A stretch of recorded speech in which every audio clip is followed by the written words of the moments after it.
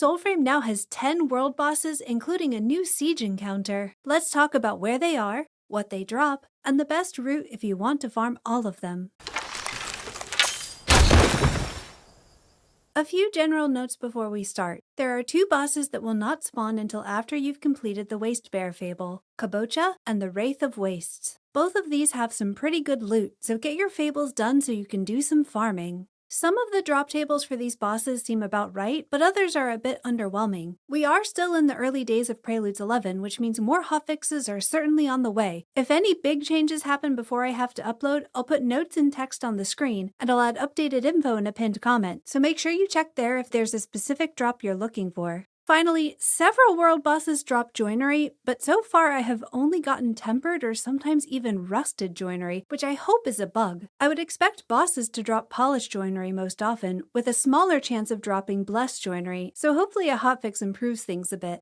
With that out of the way, let's talk about the best way to farm these bosses. This is the most efficient route I've found that gets me through all of them. You're going to want to start here with Etheldred the Weaver, the spider boss who spawns on this platform and this sinkhole. For all that I generally favor ranged combat, I actually prefer to fight Etheldred with melee weapons. The new health regain mechanic makes it pretty easy for me to stay alive, and the fight goes a bit faster with fewer of her ranged attacks. Etheldred frequently drops Alka's Breath, the rune for bows, but I've heard a few people say they got other runes from her as well. She can also drop fragments for the new sidearm, Witan, although this drop chance seems pretty low, and she can drop Quicksilver joinery.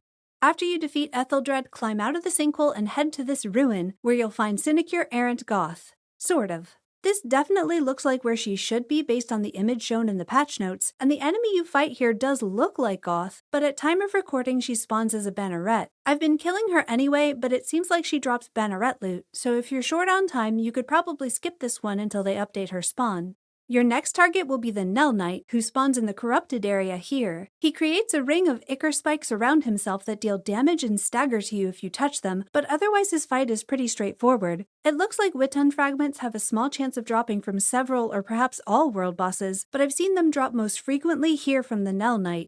After defeating the Knell Knight, turn south and head towards Wevetwood. There you'll find the giant corrupted Sproutfolk boss Kabocha. He has a pretty effective block in this whirling animation, which protects him from most ranged attacks, but he's quite susceptible to CC. He drops fragments for the Arbearer's armor set, as well as fragments for Marrow's Bane, the new cleaver.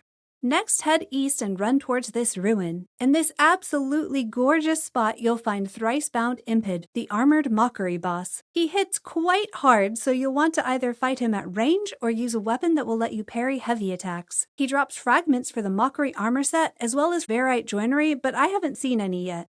Your next destination is quite a ways away. Gruul Seeker Ruthos spawns way up here in the northern corner of the map. His drop table is really unimpressive for how far away he is from literally everything else, so this is another one you can skip to save time, but if you want to kill him anyway, this is the best time to add him to your route. I recommend swapping to Orengal so that you can get there faster using Werewalker. So far, what I've gotten from Ruthos has been fragments for Grin, Blitzel, and Unsela. I've been making the run up to him in hopes of getting Blessed Quicksilver, but I've yet to get any joinery to drop from him at all. Hopefully this is something that gets tweaked in the future.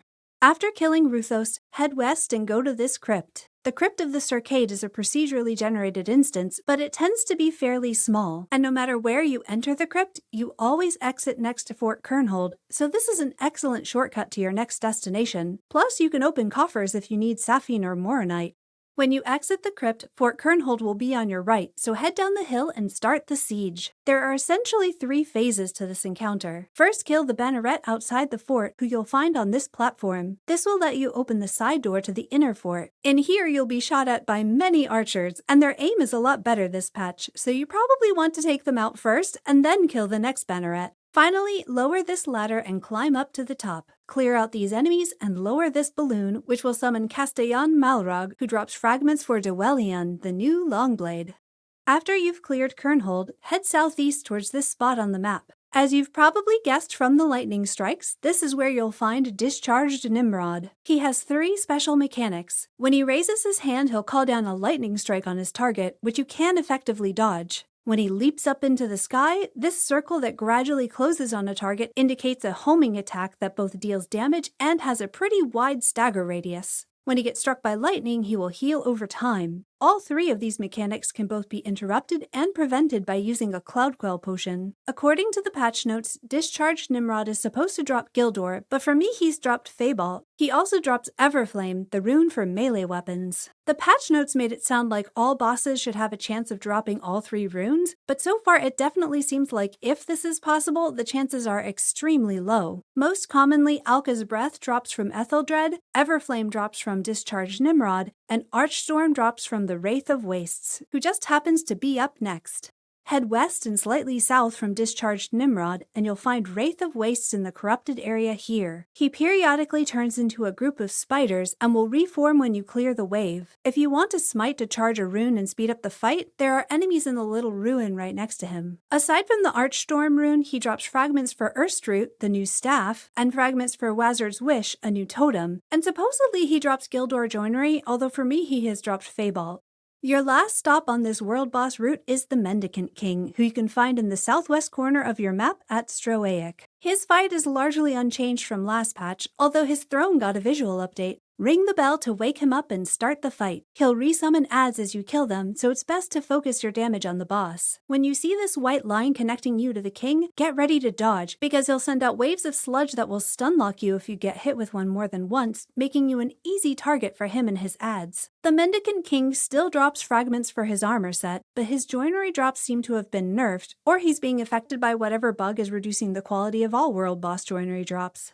Using this route, I've been able to kill all 10 of these bosses in about 35 minutes. While I was primarily focused on just getting to each boss, I wasn't exactly trying to speedrun either, so I'm sure you could do it faster if you really want to, but there's no need to rush through them. Even if you have a full group of 3 and want to kill bosses in all 3 circuits, each boss has a 3-hour respawn timer, so you've got plenty of time to do them all before the first person's bosses are up again. And speaking of farming with friends, if you decide to switch hosts after the Mendicant King, you can go through my same route backwards to avoid having to run all the way to Etheldred to start your circuit over. This order would take you from the Mendicant King to the Wraith of Wastes to Discharged Nimrod to Fort Kernhold, and then you'll have to run north to Gruul Seeker Ruthos. You can still take the crypt back south to Kernhold and then run over the mountain to Thrice-bound Impidh. It's not quite as fast as going in the other direction, but it's still faster than running the whole way. After Impidh, you'd go back to Kabocha, then the Knell Knight, then Sinecure-errant Gawth, and finally end with Etheldred the Weaver. And that is the best route I've found for taking out all of Midrath's world bosses. Again, make sure you check the pinned comment for updated info on any changes, since I'm sure we're going to see even more hotfixes over the next few days. If you want a good way to track your boss timers, check out the Avocot Buddy app, link below. If you found this video helpful, please consider giving it a like and subscribe for more Soulframe content. Which boss fight is your favorite? Let me know in the comments. And until next time, happy hunting!